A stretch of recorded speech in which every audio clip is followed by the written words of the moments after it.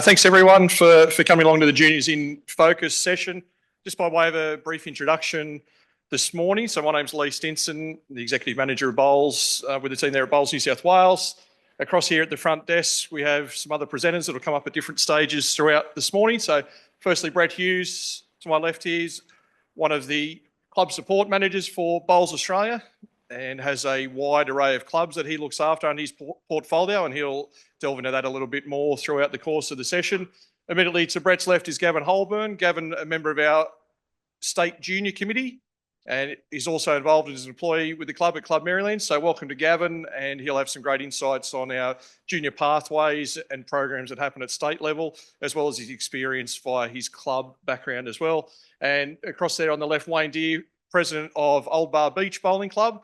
We're thrilled to have Wayne with us here today, and later on in the session, he'll go in depth into a success story that their club has had at Old Bar in attracting junior bowlers over the last 24 months or so. So that'll be a great insight.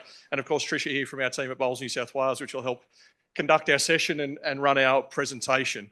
So just to let everyone know, the session is being recorded and we'll have the screen available and the audio. So if you are asking questions at any stage, I may just repeat them just so anyone who's listening on audio will be able to listen back at any stage for those questions. And we encourage you to bring them in. We do have a session at the end allocated to questions, but if something's burning you at the moment while there's a certain slide on the screen, just pop your hand up, we'll come to you and certainly try and address that question there. And if you want to wait to the end, happy to do so at that Q&A session later on. We're also thrilled to have Katie Ashley here at the front too, and I think we're going to put Katie, one of our former state junior players and representatives, on the spot a little bit later on with a few questions also. So we'll kick things off on our presentation. Tricia, you can just move across through these first couple of slides. So as we all know, and I'm sure most of you are in the room because you want to see the game of bowls grow at your club. It would be quite obvious across most of our memberships at Clubland that we are ageing and we're struggling to get that youth participant into the game. So we'll hopefully touch across that throughout the morning here today. And as it says, we just need that continuous lifeline to keep bringing those new players into the game. Obviously, high performance may be the goal for quite a lot of our players, but for junior level, we just need to have that emphasis on fun and involvement in the game. And it says there how studies suggest that fun is that major motivating factor for these players as they come in and as they want to develop through the sport, and that high competitive nature will come in later on. And certainly clubs that cater well for all those demographics, men's, women's, boys and girls, will have that opportunity to attract more and more members to their club, which will get you in turn more volunteers, more contacts, more sponsors, and have a greater community presence. So just getting those kids in will be great, but you'll have other opportunities as well by their parents and other family members. They may be business owners, and by having a great junior program, you may be able to help other aspects of your club grow. So won't go through each and every point there, but obviously there are those benefits of having the strong and healthy junior structure. Big thanks to the team at Bowls Australia for putting these notes together for us. Culture, we touched on those sponsors and those diverse revenue streams. I think everyone here was probably in the room with Steve Glasson this morning. That diversity piece came up 4 or 5 times that I can recall in that speech, touching into those new audiences that come into the club. Reducing those risks of liability, improving your public image. Your more viable and family-focused sporting clubs can become participants within your club. Residents more connected, satisfied with their community. So there's plenty of benefits there, and certainly I'm sure some of those your club may be already doing, and there'll be other opportunities there for you in time once you get into that junior program. And certainly listening to some of our other speakers this morning, hopefully give you some ideas on how that can work best at your club.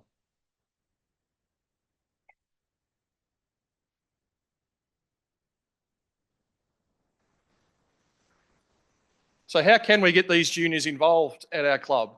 So bowls is becoming an attractive proposition for a lot of families by being a non-competitive sport. It seems obvious, and we all know it's a non-competitive sport, a non-impact sport, but we probably don't sell that as much within our existing members that we currently have when they're talking to their own families, whether that be kids, grandkids and other family members. So that's a really good avenue for you to look at. We are a non-contact, a non-physical sport, and it can attract people that don't want to be the football players or the fastest runners, the high-level netball players within that school and young people community that can come into bowls and have that competitiveness. Certainly that risk element from a parent's point of view, and bowls promotes that skill development, coordination and mental focus in place of physical dominance that a lot of those other sports have. And I'm sure if any of you have got kids or grandkids that are at school, no matter what age they are, especially in that high school bracket, some of the kids are getting more powerful and stronger, and those impact sports are becoming less and less enjoyable for some of those other kids in the school. So that's a big selling point for our sport. And of course, it provides that opportunity for people to develop socially, emotionally. They're going to be mixing with people of various ages, various backgrounds within that club community that you have, as well as with their own peers in their age group. And that skills can be transferred throughout life, throughout their employment and future development that those young people will have. Thanks, Trish. Just got a little video here now, once again, to the team at Bowls Australia via their Rookie Rollers program, as we get some ads along the way. But this is a program that Bowls Australia have had for a few years, and I'll get Brett to come up in a moment at the conclusion of the video to talk a bit more about Rookie Rollers, but hopefully that gives you a bit of a sense of what's happening. Hopefully we can get a bit of audio to come along with it as well.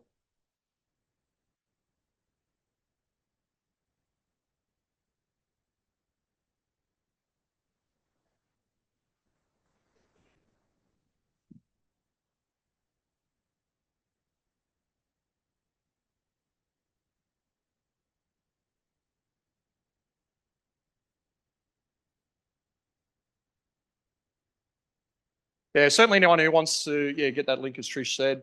Just to give you an idea there, they had the club president and one of the school, high people up in the school there just talking about the introduction of the program. And you're looking at the ways they're funding and engaging.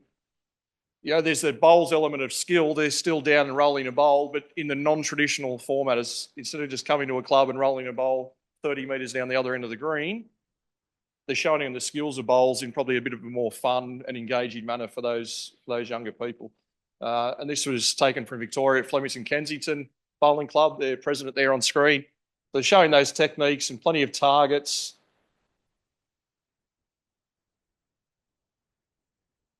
And the opportunity to roll these rubberised bowls into small hoops and target zones while showing these kids how to play and have these fun games that they can compete against each other.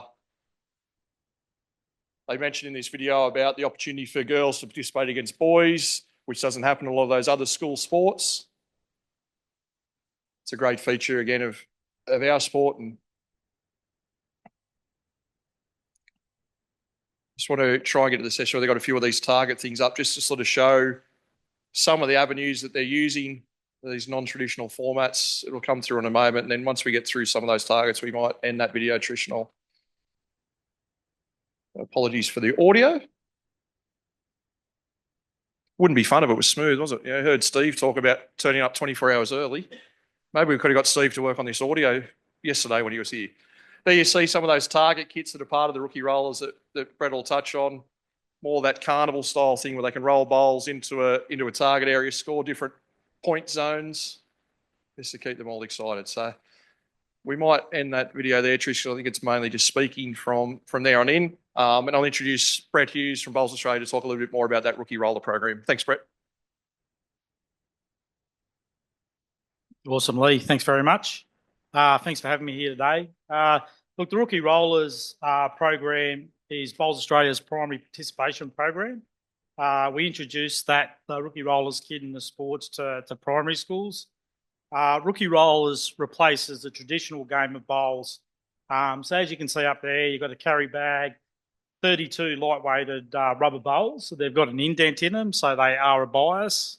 So they will go exactly the same that a bowl does. 8 jacks, 50 cones, a target scoring mat, 8 small targets and hurdles, and then 8 stepping mats to access. So basically for the people to stand on and to go to the different targets. And then online, we've got all the different activities. So we've got about 20 different activities that you can set up, which helps the schools if they're doing a teacher-led session, or also the coaches that are leading a session as well. So for a school to be able to book this, it's all done through the sporting school portal. So schools actually get funding to be able to deliver this. And this helps us in our aim to get a bowl in every kid's hand or every person's hand by the time they get to a certain age. If the school that's applying for it doesn't get the funding, they can still run the program. It just means they have to outlay the cost. The best thing about this is when we do have a coach-led session, is we do look for a coach at a club that's close to the school. Then if we do have that, we then got that interaction between the coach and the school that can then marry them up to the club. So at the end of a 4-week program, we'll get the rookie rollers coach to hand out some information about the local clubs in their area. And by all means, we're happy to push them towards that club because we know they've got a focus on it and they've got people there that can cater and deliver that as well. For anyone that wants to become a rookie rollers coach that might be a member of a club, it's pretty easy. You can go online. We've got on our Bowls Learn system, and you can just do an online course, but there's also some videos and instructions about how to become a coach. We also give the coach $40 a session to go and do that. They run about a 45-minute session. A lot of the coaches will take that money or they might put it towards their club or put it towards some junior development. Completely up to the coach on what they'd like to do. Also, if they have to travel a distance, we have some money in allowance for the coach to get to and from the venue. Basically, the only requirements are a working valid with children check that you have to run the program. For a school to be able to go and run a program, it costs for a rookie rollers kit and to run the program with a coach cost about just a bit over $1,000. They get to keep that kit there, so they got that for the rest of their lives. For an all abilities program, so we've got all abilities equipment where we've got ramps and bowling arms and things like that as well. So getting very popular within the schools now, and that's about $1,200 for a school to do. We subsidise this for clubs because we do want clubs to get this equipment as well. So for a rookie rollers kit to go into a club, it's pretty much half the price. It's about $550 for a rookie rollers kit, and then it's about $670 for the all abilities kit to go into a school. So look, we're trying to get as many kids involved in this, and we've had clubs that have taken the next level from this, and you'll hear from Wayne earlier about what they've done up in Old Bar, and there's a couple of other programs running as well. Want to go to the next one, Trish? Yeah, go for it.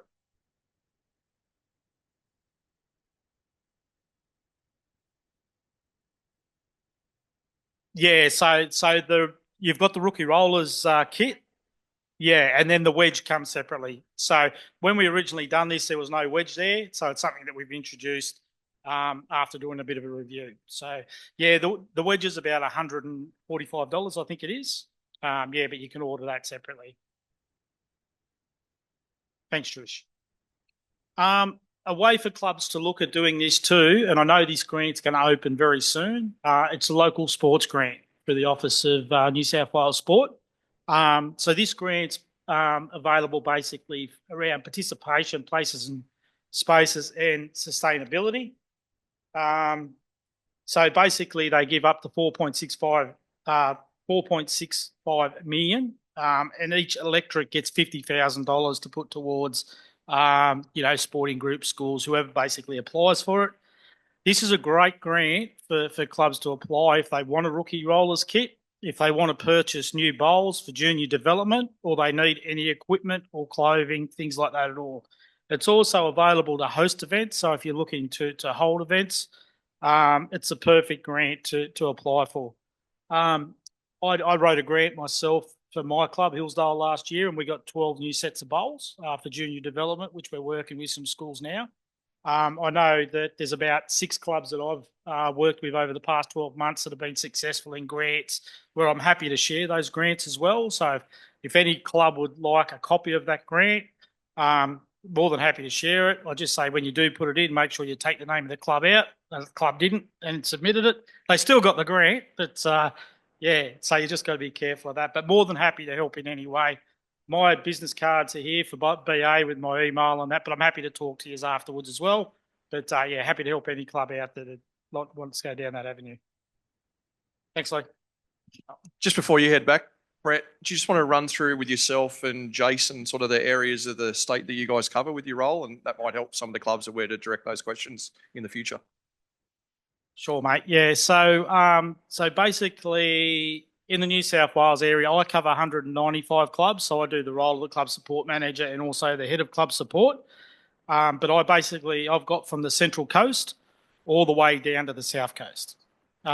Jason's got 264 clubs, so he's got a lot of area to cover, but he basically covers the rest of it. But we do work in conjunction with each other and collaborate. And just because he's in one area doesn't mean that I won't help a club that contacts, and vice versa with him too. So yeah, I'm pretty much all the way from the Central Coast down to Jindabyne and down to the South Coast. Yeah, Jason's got the rest. Thanks very much, Brett. And yes, it is Brett's job and works with Bowls Australia, but that's a man who's so passionate about growing this space. You heard about his own individual club and the 12 sets of bowls that they were able to get as part of a grant application to help their juniors. So certainly engage with Brett. As I said, if it's too nervous to come and have a chat with him, at least come and grab that card off him. You can send him an email at any stage, and he's an absolute whiz at those grant applications. He's done so well over the last few years in helping clubs out with different things. So well done, Brett, and we'll get you back up a little bit later to talk about another club's individual story. And I hand over to Gavin now from our State Junior Committee. He's going to go through the next wave of slides for us. Thanks, Gavin. Yeah, thank you very much, Lee. Just to give a bit of context as to my roles, because it'll give you a bit more information about what you can and ask me about, especially. So I'm currently on the Bowls NSW Junior Committee, have been for a fair number of years. I'm currently employed by Maryland's Bowling Club for just under 2 years. So that's now my occupation. And obviously, you coming here, you want to hear more from volunteers and what's happening there. But so I'm just being upfront and transparent about that. But before I did that, I was a teacher for 33 years. I've been involved in junior coaching for that entire 33 years. I've been in charge of school bowls from Sydney West level, New South Wales, and then all the way up to Australian all schools over 3 decades. So I've got that experience behind me, working with kids in schools and working with kids with school programs. I've had junior programs and academies at 4 different clubs throughout my career. Many of you probably come here wanting a silver bullet. How do you get juniors in your club? Absolutely no answer. The 4 different clubs I've been to, I've had some massive failures and I've had some massive successes using exactly the same resources, et cetera, et cetera. So you're not going to hear from me exactly what to get out there and what you're going to get out how to get the kids in. Wayne's going to give you a brilliant example of something that his club has done, which was very labour intensive and using a huge number of volunteers. So most of the ones I've been involved in haven't involved too many volunteers from the club, but he'll have a great example of what will happen when you do get a lot of buy-in from your members. The main thing about our juniors is we want to make our programs fun. Now, every program I've started, it's been for fun. And as I said, I was back in the day, I was a school teacher, also a bowler, and I was able to fulfill 2 roles, so the teacher and the bowling club. If you don't get that connect between schools and the bowling club, then it's not going to work. You've got to have both areas that are both buying in on it. And that's difficult. So you might be brilliant in your club, but you're grabbing schools that don't have the teachers with the passion and that sort of stuff. My current schools I've got coming to my club at the moment, the teachers sit there and drink coffee the entire time while I look after 40 kids. And it hasn't been very successful in getting kids in. I'm trying new strategies shortly. So what we've got there, that your juniors can be coming down to a couple of different groups. So obviously primary school kids are a much different kettle of fish all the way up to our high school kids. Resourcing them are very, very different. Dealing with them are very, very different. Once again, I could give you lots of information, but we don't have the time for that today. One of the main things about resources is primary school kids. Have you got the ability to provide enough bowls for them that they can actually use? Rookie rollers, we just mentioned, is one area. But once they progress from rookie rollers using those rubberized balls, have you got something that they can then move on to? And that's a big problem. So you can plan all you like for rookie rollers. Have you planned in advance for what happens after rookie rollers? have you got the physical resources, number one, before you even think about your personnel. So planning is extremely popular, necessary. Thanks, Trish. The main thing we've got to have is fun. So why do kids participate? Why do parents want their kids to participate in sport? Most of the time it's for fun. Obviously, we've got some competitive parents out there, and that'll still happen in the world of bowls, but less likely to. Lee touched on about non-contact sport. That's a big seller these days. There are a lot of parents that don't want their kids playing contact sport. There's a lot of information out there about worldwide about head injuries, and a lot of those concussion issues that result in those head injuries are suffered by children. So we've got that. We've got inclusivity, where kids, males, females, ethnic backgrounds, disabilities, we can include all those. So if we have all those kids having a fun time together, that inclusivity is extremely important. There's a couple of things up there that it says if you make a mistake, laugh about it. Exactly. You're not a teacher.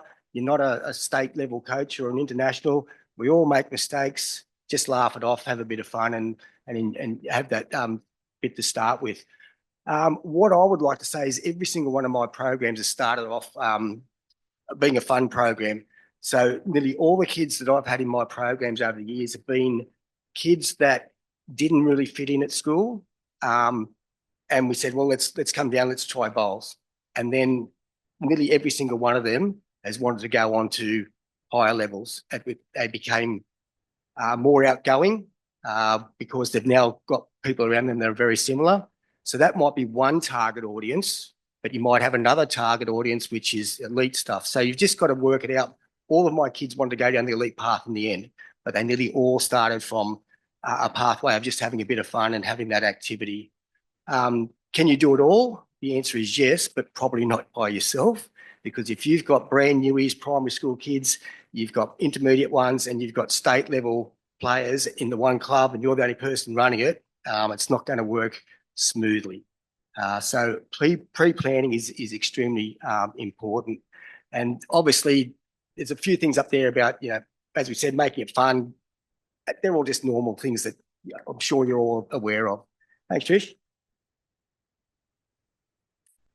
So once again, this is very similar. So obviously we've got to go through, the legalities of things, and the next slide is going to be very, very similar. So obviously a safe environment. In some of my school programs, we've got kids, just because I've got 40 kids out there and I'm the only one, got kids chucking bowls all over the place. I'm waiting for someone to break a leg, but we're trying to fix those sorts of things up better. But some of these are just blatantly obvious. So trying to make an environment where there's no smoking, no drinking, obviously, hopefully keeping the swearing out of it and that sort of stuff. Now, at the bottom there, it says support separate junior competitions. That's important, but it's also the inclusivity in with the adults is also important.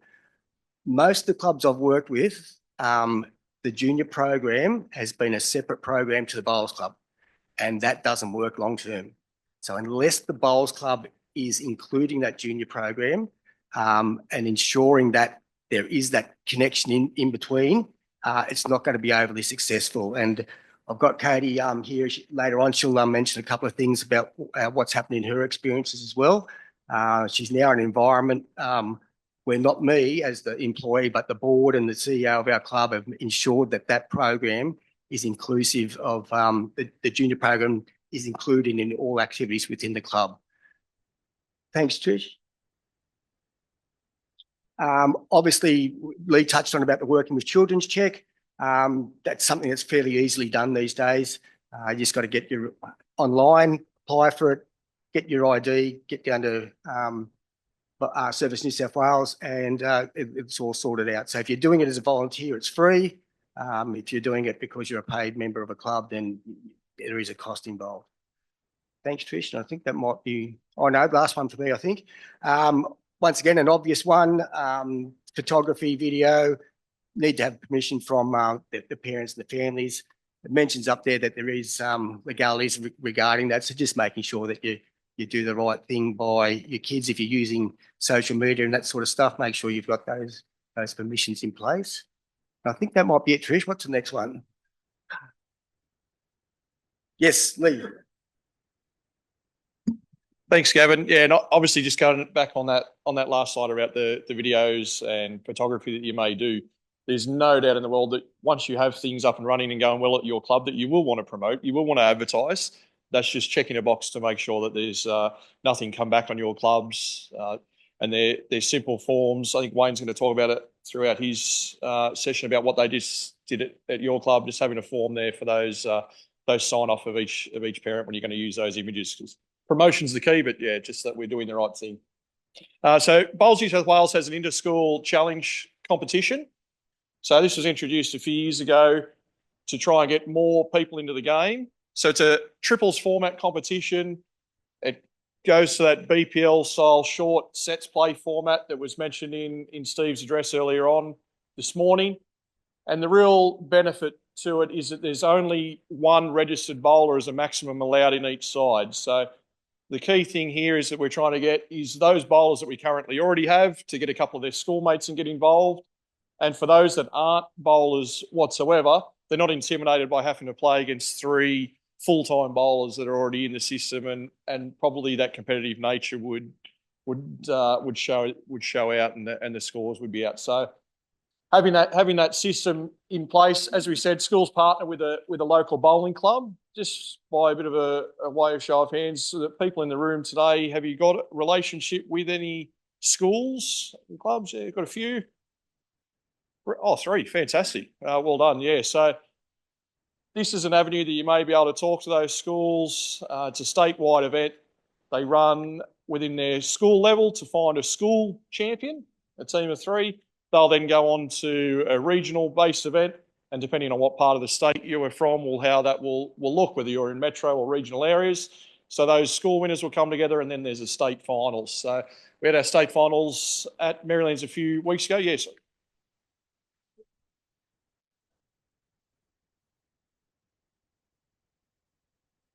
To a certain degree, yes. Obviously, CHS and those other schooling bodies are a separate organisation to Bowls New South Wales. And yeah, from our organisation, we're just trying to get an event through the calendar as another promotional tool. So this isn't obviously there's a competition element to it, but our main focus is that introduction and trying to get our current junior players to tap a couple of their school friends on the shoulder and join in. And I guess the slight difference to this is the inclusion of Catholic or independent schools as well. But yeah, certainly it does mirror in some aspects the combined high schools. Yeah, so we're working with their convener. Is convener the right word for combined high schools? Their convener, and they've sent us out a list of dates. So we've worked with him in our programming for 2025 so that we don't overlap. So we've got some information on our website, and certainly anyone who wants to know more, come and see Brett or myself about this competition at the conclusion of the session. There's a form online if you want to register, either as an individual player that wants information, or as a club that wants information, or a school that wants information. And, thanks, Trish, yeah, on the bottom of that screen there, and then also our timeline of events. So to talk to your point, sir, before about those dates, excuse me, yeah, so each school gets their winner into Bowls New South Wales by the end of term 1 of 2025. Then we'll have regional finals at the back end of the next term, and then state finals in early of term 4, which works out to be around about the time that we are now in that schooling program. So it's spread out. It's throughout the course of many months. For some kids, getting to a state finals is a great achievement. We had some regional-based winners of the event the year just gone, and they competed with a lot of the metro schools as well. So it was great to see all those ones that have come from near and far. So just another avenue for events and trying to get that participation growth. I think we might have a video coming up. When I'm on the green, I really enjoy spending time with my friends, just because we have that common ground. You know, we're playing together, we get to spend time sharing a common interest. I think it's a really great starting point for making new friends as well.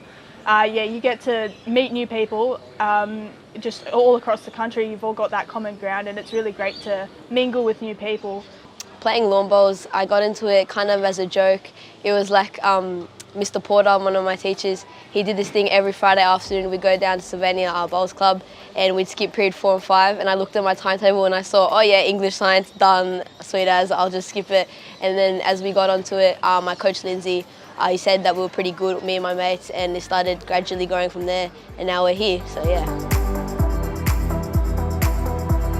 Well, what I enjoy about playing bowls is spending time with my friends and just having like a great game, because it's very suspenseful towards the end when there are like a lot of balls close to the jack, and it's like very interesting, so that just gets me hooked in.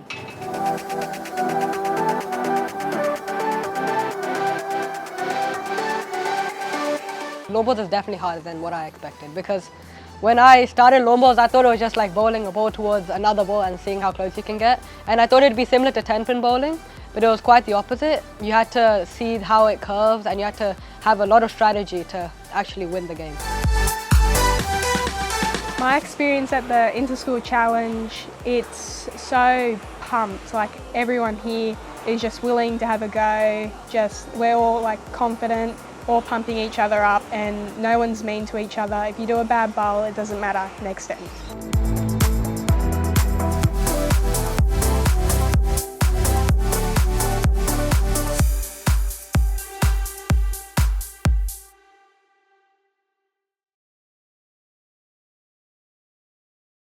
More of our high performance system. So Gav, you want to come and talk about the next level? So obviously you've got your program, you've got some kids involved, and this is some of the things that can happen for those kids once they get into it. Thanks again, Lee. Before I do that, I'll just address a couple of points that you came from the floor. I thought I'd wait till I got the microphone in front of me. The Bowls New South Wales triples one, the beauty about that is a school can enter 10 teams, 30 kids. And from a staffing point of view, it's easier to send one teacher out with 30 kids than it is for one with 3 kids. So in the CHS triples, 3 kids only, simple as that. So that is one of the advantages of that particular system.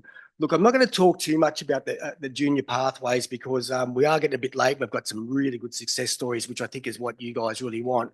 What I would like you to get, that there is very clear-cut junior pathways, very clear, from your local club through to the state level and national level. That's not only through Bowls New South Wales, it is through schools, predominantly New South Wales Combined High Schools, which is public schools. We've had 30 years plus of their programs. Now there's a pathway there for Catholic and independent schools. I'm not going to go too much into it, but if you want to know about it, I'm quite happy to give my email address out to everyone and give as much information as I can and put you onto the right people.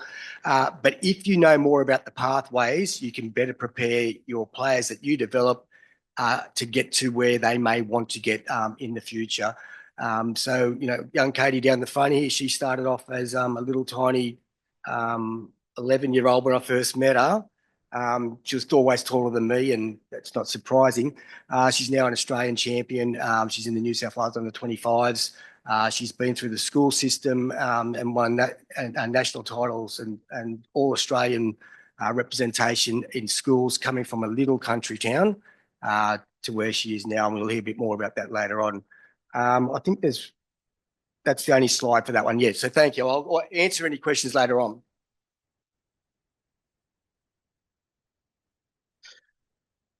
Yeah, just quickly, I know we've got a lot to get through, but just wanted to touch on one. And I know Ian Moyes from Pennant Hills is here at the moment, and I'm sure Ian would be happy to talk to anybody after this. But just wanted to touch on the brilliant job that him and his crew have done over at Pennant Hills.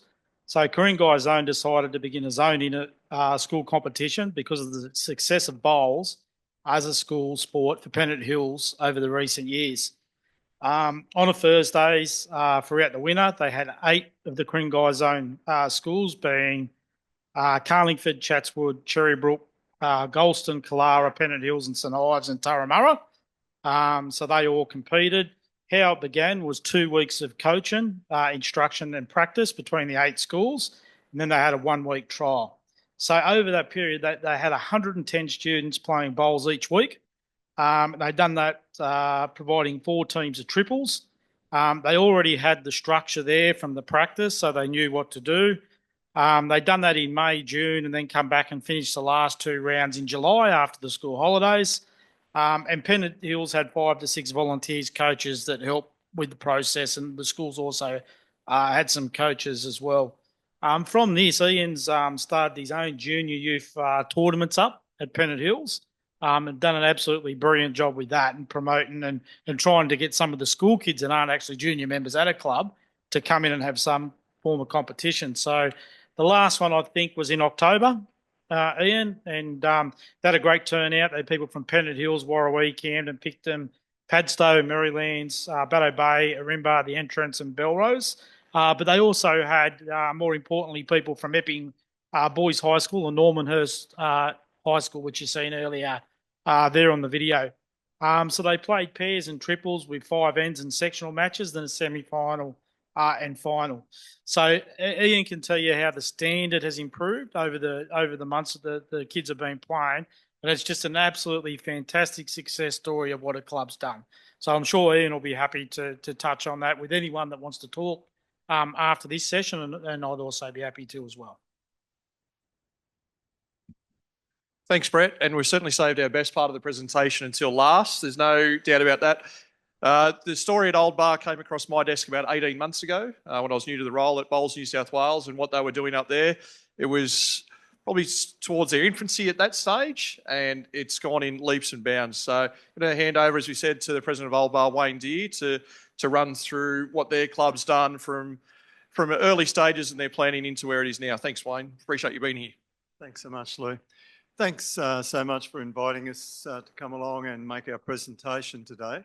I'd also just like to acknowledge Jan Wallace, who's sitting in the back row up there. Jan is the lady that actually started off the program, and by bringing it to our board with the suggestion that we start a rookie rollers program in our area. It received unanimous support from our board, and like all programs, we looked then to go to Bowls New South Wales and also Bowls Australia. And as we've mentioned there, people like Kyle Langley, Jason Pinnock and Brett Hughes and Louis as well have all been just wonderful help and support in us getting the program off initially. As mentioned earlier by both Gavin and Brett and others as well, it's important we felt that we put a plan in place. Now, I'm sorry that may be a little bit fuzzy, but we can give you copies if you would like to have a look at it. So what we did then is get a group of people together and we wrote this plan. It's not a comprehensive one, but it is a summary of what we felt we needed to look at to start developing it for our juniors. So we looked at who our partners were. Obviously, we wrote some visions about what we wanted to achieve with the program, looked at our resources, what our principles and guidelines should be, things like, safe and supportive environment, active events and programs. Also looking at special needs children as well, because we have some young ones that are on spectrum. We have one little guy, Alex, who is autistic, and just a wonderful little guy to have along on an afternoon, even though it is a bit challenging with him as well. But so we wanted to be very inclusive in relation to our program, and also then what actions we needed to take and how we would promote it and how we could make it affordable and what funding opportunities. And it's good to hear that the grants are out again, and I really recommend those to you through your local state members as well. They're always the best point of contact in relation to looking for those grants, and obviously the need to review the program as well. Thanks, Trish. And as everyone's mentioned today too, it's important to have a pathway.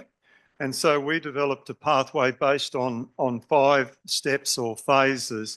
And the first one was the exploring. So that's our junior rookie rollers program. Could also include Jack Attack as well.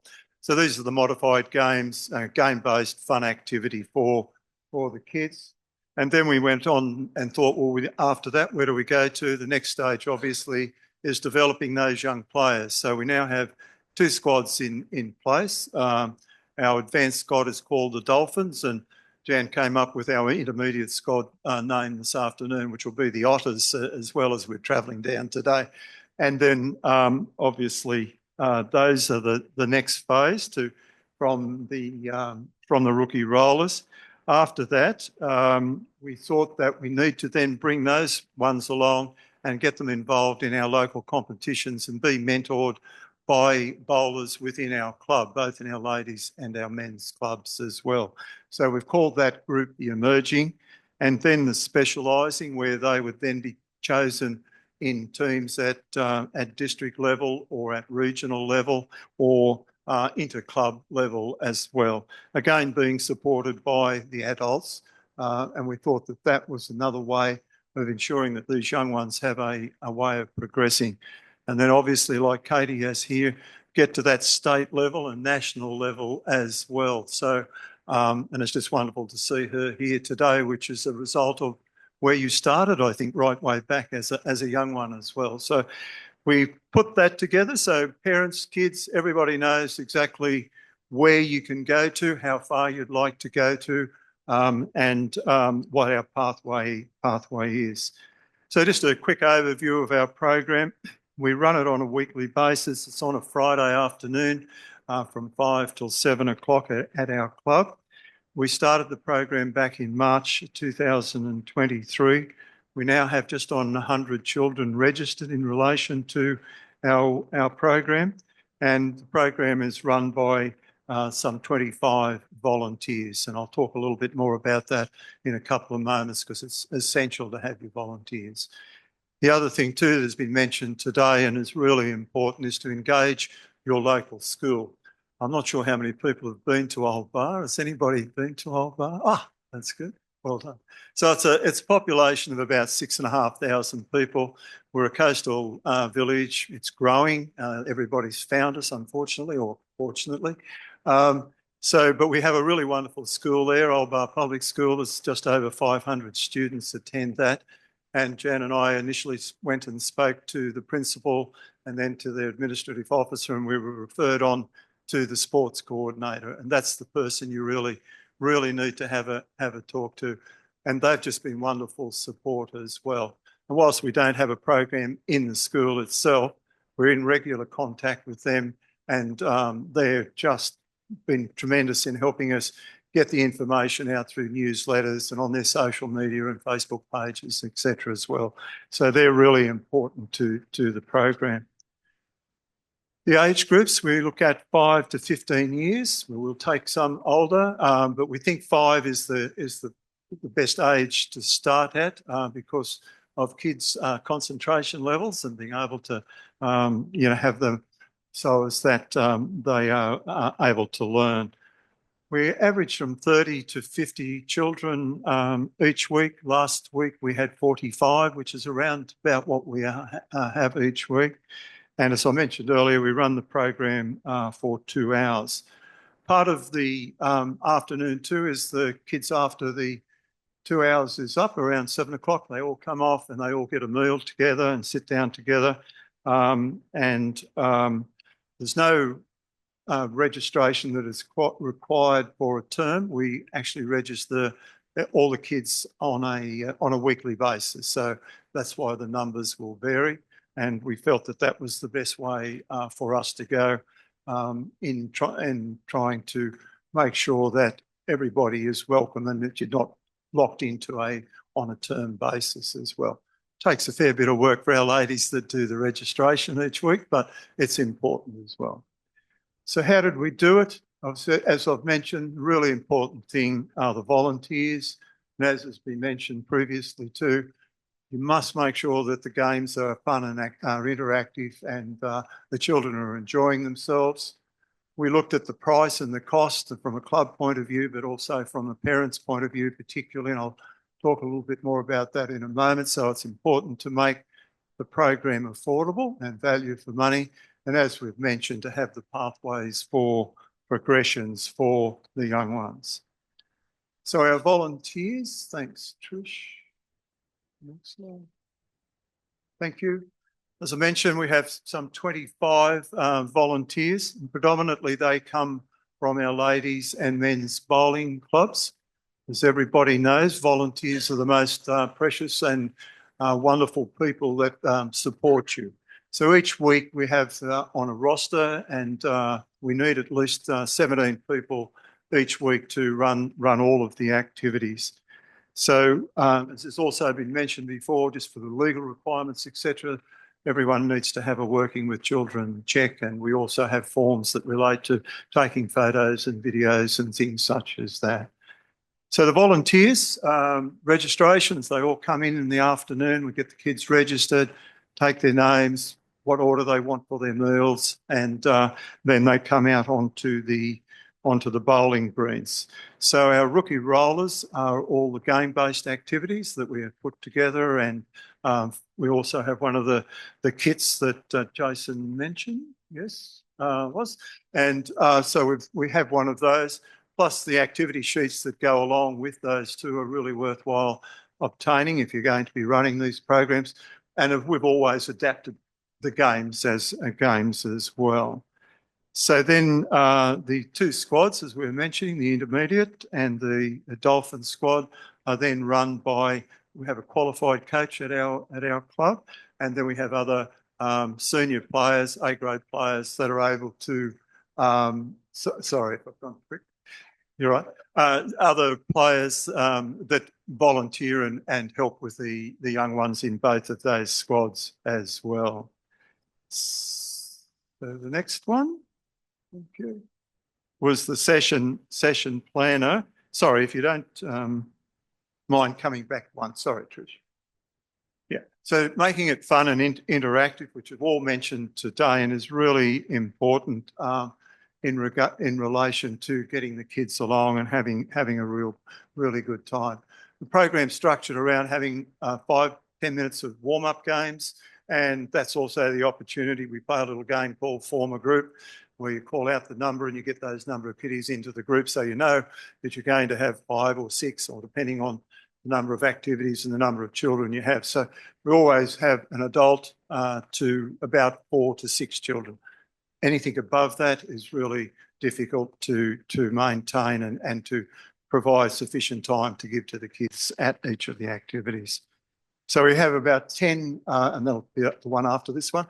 We have about 10 activities that we do now on a session planner, and at the end of the session, about after an hour and sort of 3/4, we'll get the kids all together.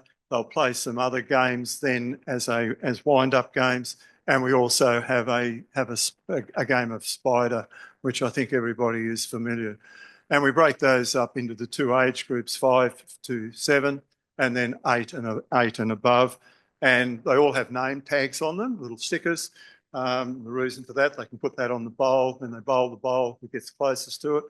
Then they take the name tag off, put it back on, and then they all will know where to go and get their meals with their names on their meals as well. So that's always a good idea, just have a stick-on name tag.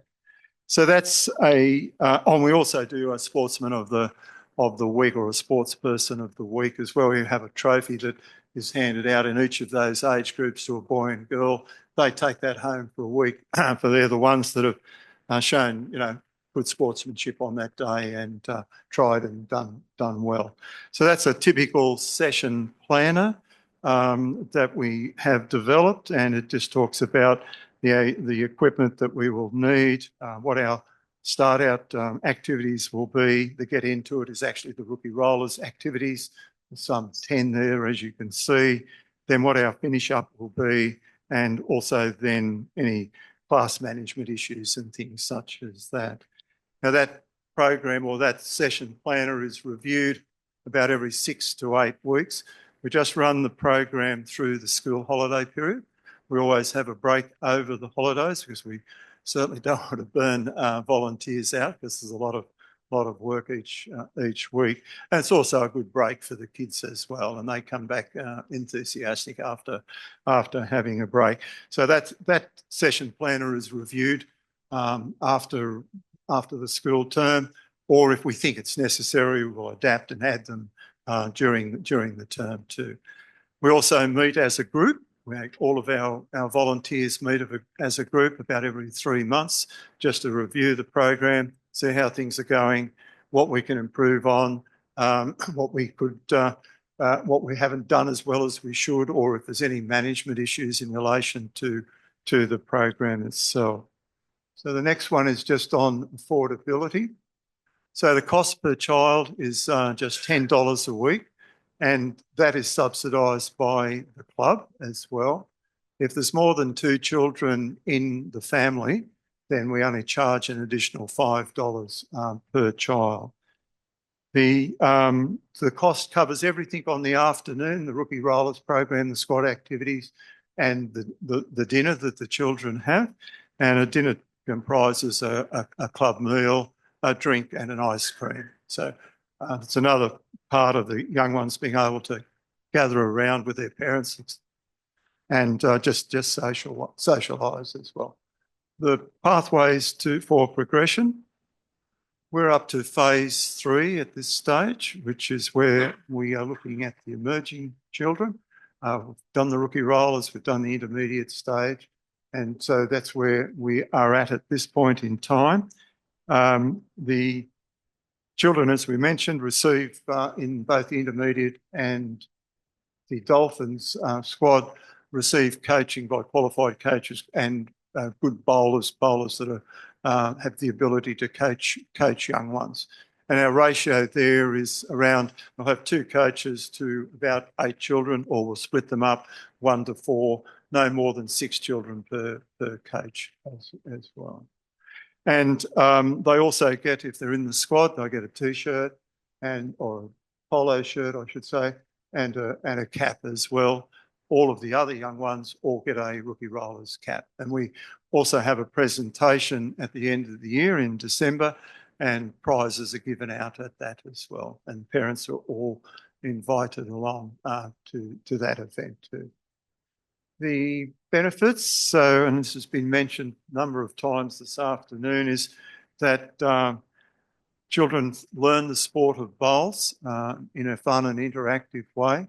And I think all of us who have played sport, it doesn't matter what sport we're in, if we don't have the juniors coming along within our sports are going to die.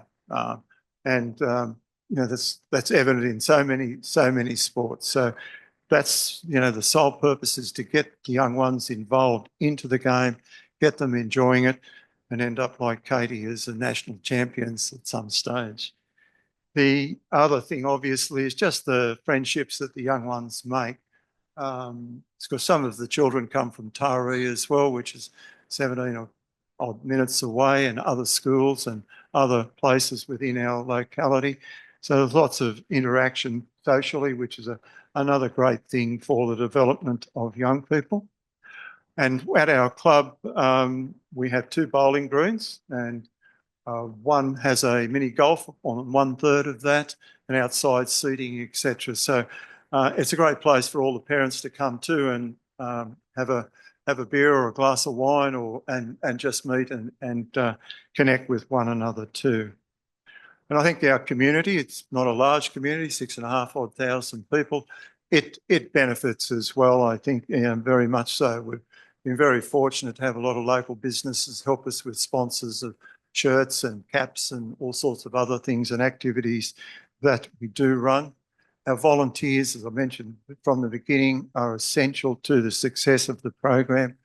Parents are benefiting, children are benefiting. Our local school, we receive lots of good comments from that, because the majority of young children come from that. And it's also been a good interaction too with our club staff as well.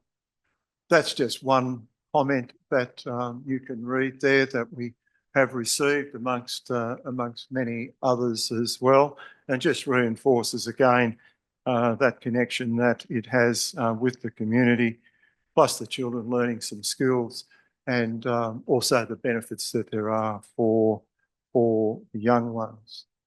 And the last one is our program. We've had people contact us from various other places in the state, like Dubbo, up at Port Macquarie, other areas locally as well, in relation to the program. And we're also fortunate to be joint winners in 23 in the Community Engagement Award as well. So that's our program in a nutshell. Jen has put together a manual right from when our first meeting happened to all of the forms that are necessary to run the program. We're more than happy to share that and to share it also through Bowls New South Wales as well. And if there's any information that we can help and provide you, only too happy to do that, because like everybody's saying today, we want to see the sport of bowls succeed. And if you can get it going at the grassroots level with the young people, you're going to make sure that your sport will continue well into the future as well. So thank you very much. If there's any questions, happy to cross to you that. Thanks very much, Wayne. I hope those of you in attendance got plenty out of that. I saw phones going up to the screen and capturing some of that information on there, which is great. So I'm sure, as Wayne mentioned, or Jan, they'd be happy to show you what they've had, give you those tools. You can modify it to your club. But as I said, when I heard about this about 18 months ago, to see that size of community doing what they're doing for kids, I know there's probably perception that all of our juniors phase into the bigger clubs with high budgets, plenty of formal paid staff coaches. So to see a volunteer-based club doing such a great job, I thought it was a great success story for us to show today. Conscious of time, we're just on 12. Was there any further questions that anyone had or wanted to ask of the group? If not, I just might get Katie up really, really quickly. I think Gavin's just got a couple of quick questions just to finish off our session. Thanks, guys. Yeah, I promise this only take a couple of minutes if you need to go elsewhere. So I just mentioned before that Katie was from a very small club, maybe about 40 active members, started off as an 11-year-old. And how did you get into the game, Katie? We've actually brought it up about 1 million times already, but the Rookie Rollers program, where they brought in those rubber bowls and everything. I had Sharon Renshaw, who was just an inductee to the Hall of Fame. She came to my primary school. She brought about 10 or 15 kids down, and we tried out with those rubber bowls. And from there, I just went to training every week. And from there, just went through all of the stages that was just brought up. And yeah, that's how I got into it. Yeah, no, I only found out the other day that Katie wasn't good enough to make the top 7 in her own school, and she's now a national champion. So that's an interesting point. So why did you actually continue with the game then, Katie? I was actually just really curious about it. Like, as you said, I wasn't selected. That kind of made me a bit mad. I wanted to try out using real bowls.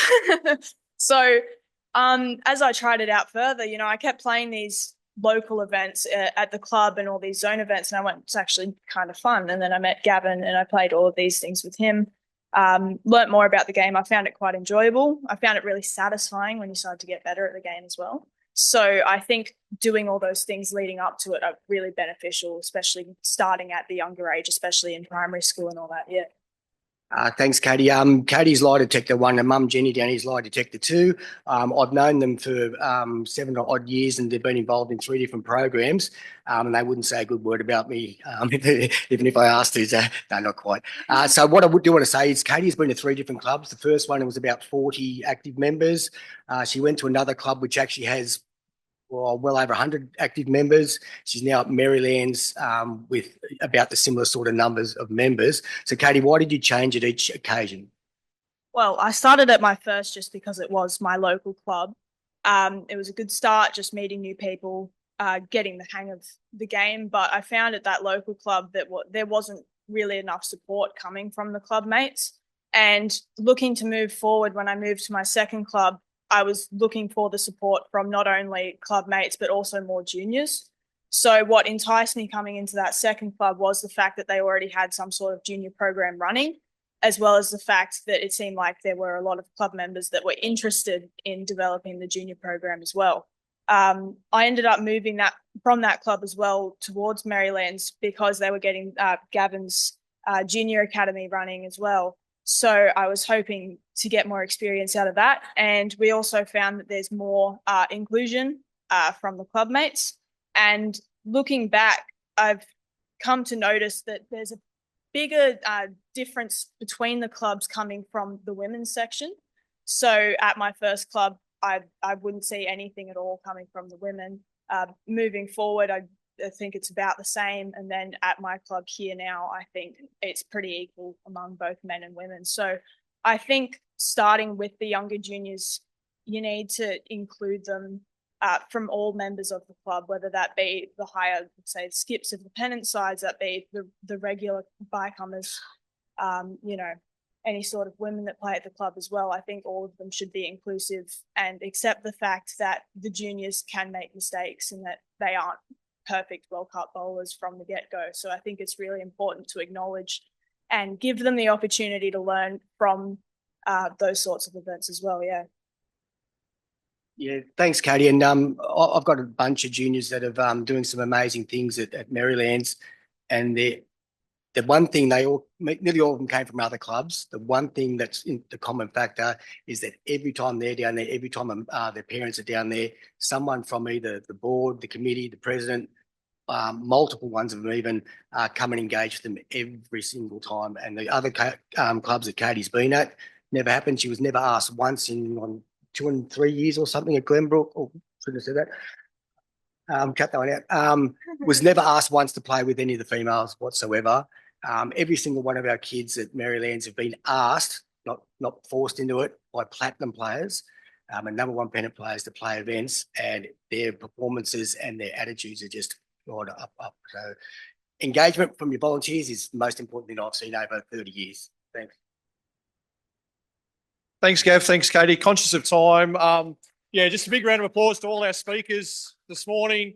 Katie, Gavin, Wayne and Brett, thanks very much for everyone for coming along. But most importantly, to all of you in the room, you're here because you've got a wish and a want for juniors to succeed at your club. So thank you for coming and listening today, and please utilise the resources, whether that's coming and chatting to us throughout the day, if you see us around the different rooms, or if you don't catch us today and want some of this further information, please call me at the office and I'm happy to distribute any of that information back to you and your other club members. So thanks once again.